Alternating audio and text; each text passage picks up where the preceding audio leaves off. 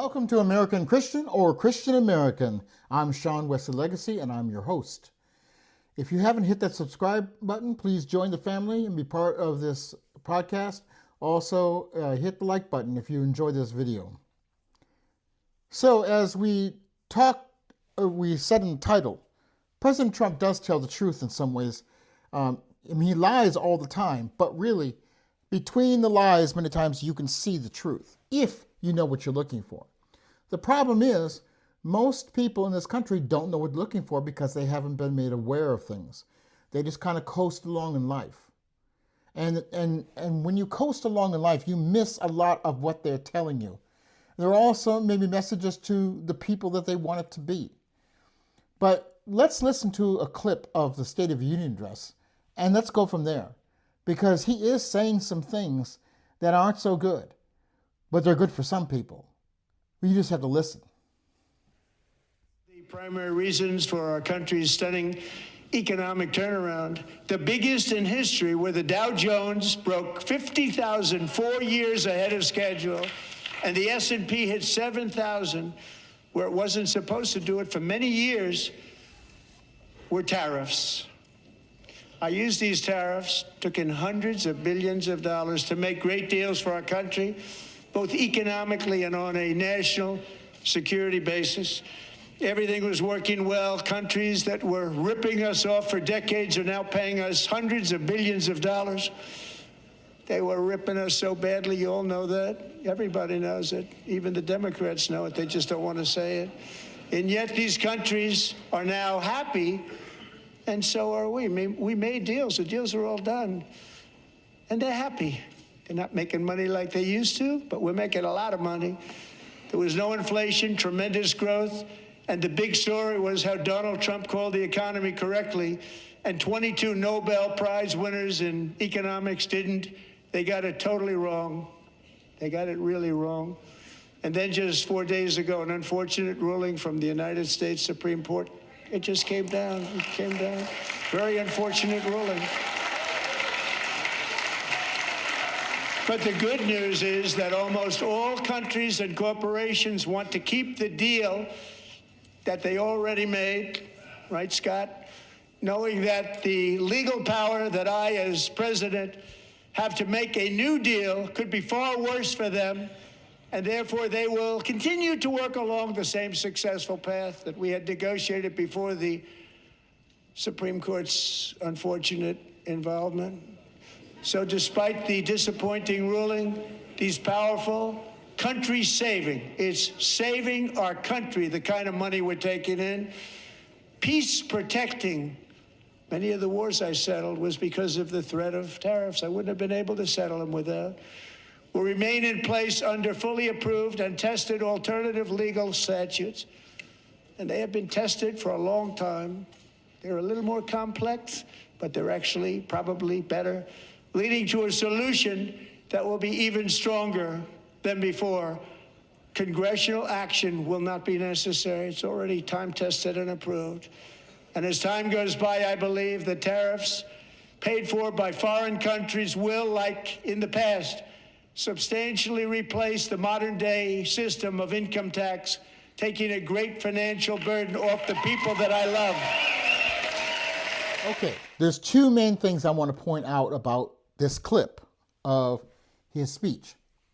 One, he talks about how the country is doing really well, better than it's ever done.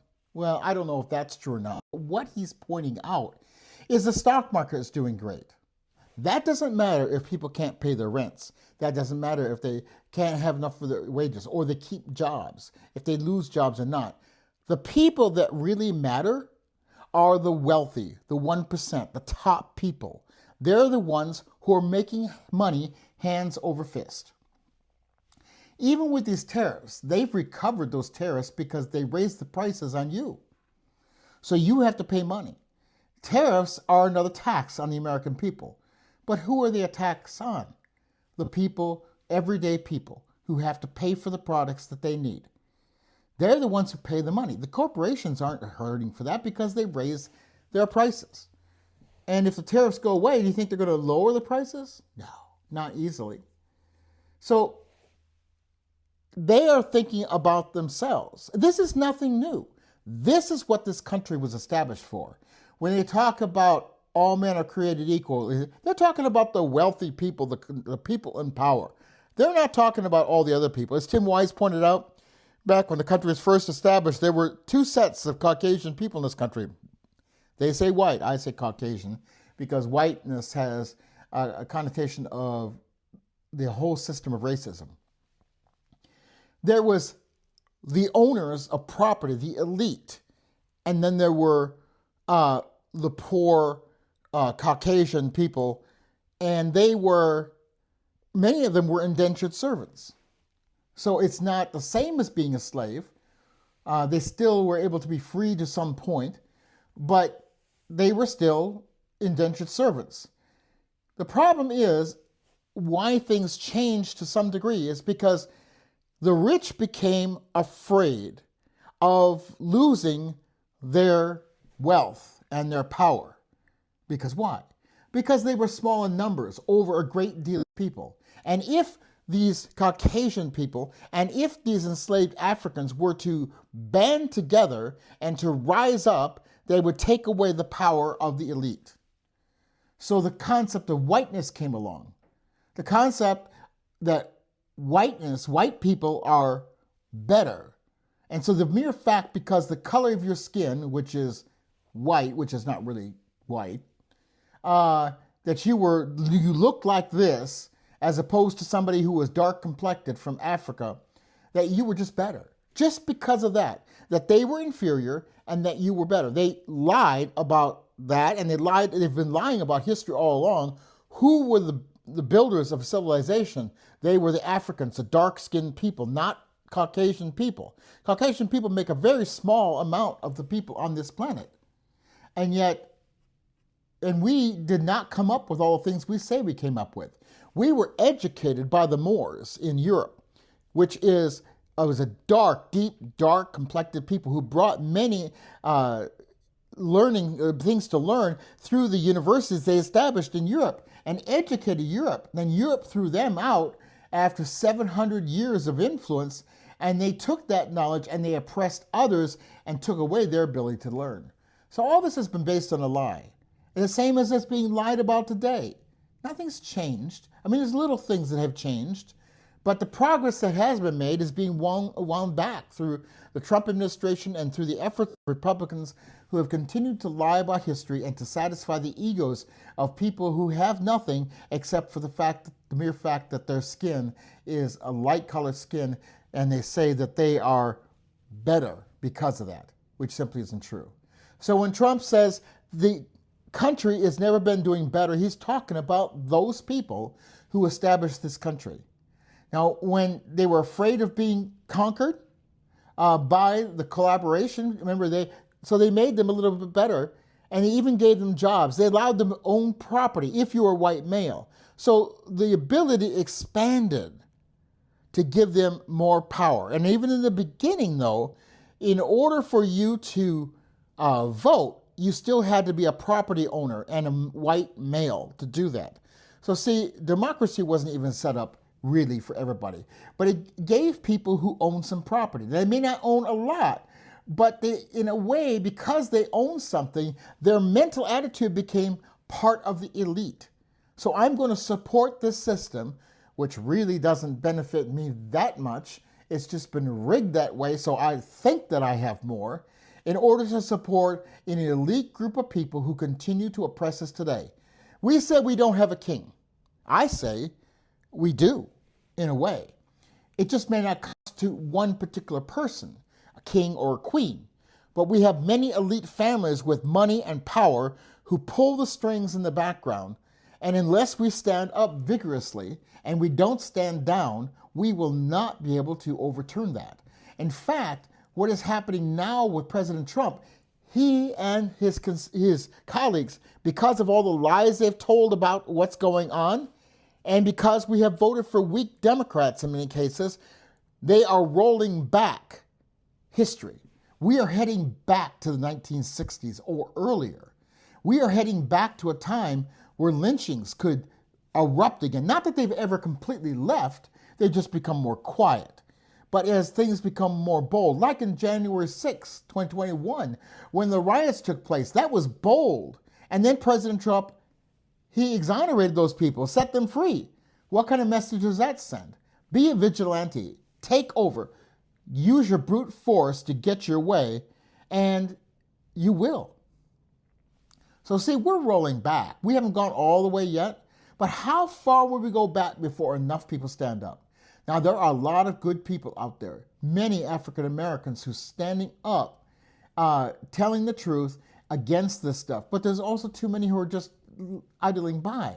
There are some Caucasian people who are standing up and telling the truth. And that's great, but we need the masses, and we need people not to be convinced that their vote doesn't mean anything, because that is one of the things they want you to believe. See, in the original beginning, things were so hard to make a difference, but through the years, through women's having rights, African Americans getting the right to vote, and then laws changing, like the Senate was no longer voted by the states, but people actually voted for them. Now, even though there's still problems there, we do vote for them. And then guarantees with the Electoral College, so they have to vote the way that the popular vote goes. So those things have made it better. There are still problems, but if people come out in droves, we can make a difference. If people process and understand what's going on out there instead of saying it won't do any good, so I'm not going to even think about it. And that applies to everybody. It especially applies to Caucasians, but it applies to everybody because people get discouraged and they just dismiss it, and then racism creeps up its ugly head. And who suffers the most? Those who are not Caucasian. Caucasians also suffer because, again, the original problem wasn't about ethnicity. It was not about the color of a person's skin. It was about the elite and the powerful, and then the other people who were below them. Slavery was a mean of economics. It was also a means of keeping control. Chattel slavery in this country was brutal. Absolutely some of the worst kind of things that ever happened to people happened here in America. And we try to cover up the history. Why? Because we don't want people to be aware. All right. There's a second part that Donald Trump said here when he said a truth. Tariffs, now this is not, the first part's not true, but there's a truth in here. Tariffs are bringing in all kinds of money for our country to make our country better. No, it's not. But he led to the idea that it could even replace the income tax. Now, they've been trying to do this with a sales tax for years. I'm not against sales tax to a point. I actually think sales taxes and income taxes are the two best taxes on people, depending on the ratio of them. I think property taxes are the absolute worst because you never really own property in this country. Even though they say you do, you don't, because you pay property tax. And I don't think people who own up to a certain amount of land should have to pay any property tax on it once you purchase it. Okay, that was a sidebar. But when he says eliminate the federal income tax, whether it's done through tariffs, whether it's done through sales taxes. See, income taxes are, the rich don't want to pay the income taxes. And who will pay the tariffs? Not the rich people. Or if they do pay some, they don't care. And the sales taxes, who will that hurt? It will put the burden on the poorest people in this country. It will put the burden on families who have one-parent families or two parents, but they're struggling. People who are brought up in poverty and not getting a break. And with those transition to it, there even be more cuts to things that help people on the lower end of the scale, of the economic scale, to struggle even more. You see, the rich want to keep that power within their families, within the descendants of their families. Every once in a while, somebody's allowed to enter that, like Mark Zuckerberg and others who are allowed to enter this wealth idea. But for the most part, most people never make it there. They tell you you can, but most people, unless you get the right connections, unless you get the right people behind you, will never achieve that. So replacing the income tax is all about feeding the rich. Now, it could be a little different if they said, we're going to have an income tax on the wealthiest Americans, and we're going to take that tax away from the poorest Americans. It would still be a problem because those who are not working or they're retired, now they have to pay more. But it would still make a little more sense because the burden of income tax would be on the wealthy. But that's not what they're talking about, even that. Here comes the fact that the wealthy make untold amounts of money and find loopholes on how not to pay tax. They don't spend money proportionately to what they make. See, the poor have to spend pretty much all their money just to survive. They live paycheck to paycheck. The wealth pile up their money bigger and bigger and bigger to such an unreasonable rate. $500 billion is an asset of Elon Musk. And other people could reach $1 trillion. Nobody needs that kind of money, but they will never be satisfied. They suck the life out of common people like a vampire in order to satisfy their need for power and greed. And too many of them hide behind the idea of being a Christian. Now, I've said before, Christianity is, I believe in Christianity, I believe in God, I believe God has the best way for our lives. Whether you agree with it or not, you can put this aside, but I'm saying that. But too many people in this world will take Christianity and distort it in order to have power, because Christianity does affect the lives of people, using so much certain things of Christianity and twisting it to get people to follow them is a great power. It started with Catholicism. It's gone on for years. It's the way racism was instituted in this world because of a religious idea. It was the government and the church coming together to form an unstoppable force. That's what happened with Catholicism, and it's gone on and on. Whenever we talk about a Christian nation isn't good in the sense, see, back with Jews, God was supposed to be the leader of the nation, but mankind always threw in its own corruption. The church is not supposed to be tied into the government. The church is supposed to exist amongst all governments of the world and lead the way of the truth of God, but is not supposed to get involved in the government process. You might have Christian people in office, but the government is not supposed to be a Christian entity. Why? Because of the corruption that happens in government so many times, and then they misuse the idea of Christianity. So you can be an individual in government, be a Christian, and you can help lead the country. But to say, like the evangelicals want, a Christian nation, meaning dictated by Christian ideals, evangelicalism is not about Christianity, even though they say they are. They have been and are still about racism, segregation, and political and economic power. In the 1920s, the KKK was approximately 8 million people, and the bulk of those people were evangelical Christians. Even up later on, you have evangelical Christians being the bulk of this movement. During the 1970s, 1973, Roe versus Wade had passed, giving people the right to an abortion. Whether you agree or not, it's not the issue, okay? You don't have to agree with abortion. I'm not in favor of abortion, but I don't believe the government should be involved at all. I believe it should be taught in the church, and then the people have to accept it or not accept it, one way or the other. But the Southern Baptist Convention, which is one of the strongest components, white Baptists, strongest components of the evangelical movement, they were all in favor of the right to choose. But what was going on? In that time, they were still fighting over trying to get political people elected to enforce segregation, to enforce racist practices. But something had shifted in the country just to a point. They weren't able to get people in office just on that. That was no longer a selling point to win over enough people. Still a lot of people, but not enough. So then about 5 to 6 years later, from 73 to 78, now they decide we need a topic, something that will get people to vote for us in order for us to gain political power. Still a racist movement, still believes in segregation, still can't stand people who don't look like them and who are beneath them as far as they're concerned. And the topic was abortion.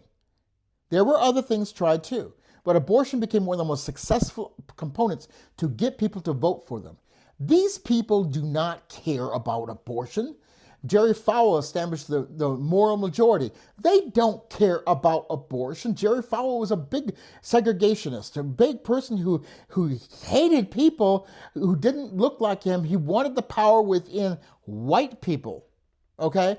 But this was a topic they could push and make other people look like they were immoral. When in fact, using this topic, whether you agree with it or not, these people using this topic for ulterior motives is also immoral. Thank you. So even if you don't like the idea of abortion, realize that people are using your dislike for that particular thing to do other immoral things, other hateful things. And just remember that pro-life doesn't end when a child is born. What will that child have to endure in life? Will they get a decent place to live and be brought up, or will they be infested with crime because of the way that we condition our society with crime? Or will they be able to have a good education without having things prejudiced against them to support other people by private schools, taking money out of the public schools?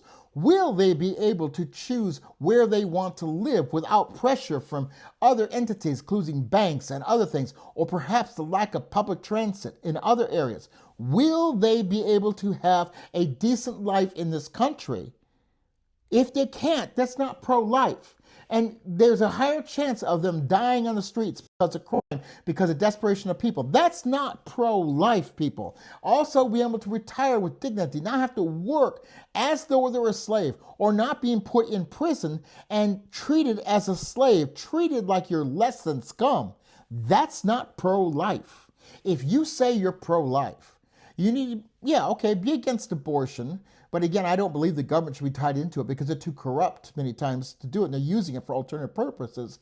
But if you say you're against abortion, you better be against all these other things. You better be for people's lives every day of their life if you claim to be pro-life. Otherwise, you're just pro-birth. And slave owners were pro-birth. They had breeding farms. They took a young African-American male and forced him to have relations with multiple women, whether it was their mother or sister, it didn't matter, in order to give birth to new slaves. When you listen to these people, if you have been made aware, first thing is you have to become aware. You have to start looking at things and caring about things. If you have been made aware, you will see truth too when a liar gets up and spews out constant lies, because there is truth seated in those lies. Until the next time on American Christian or Christian American.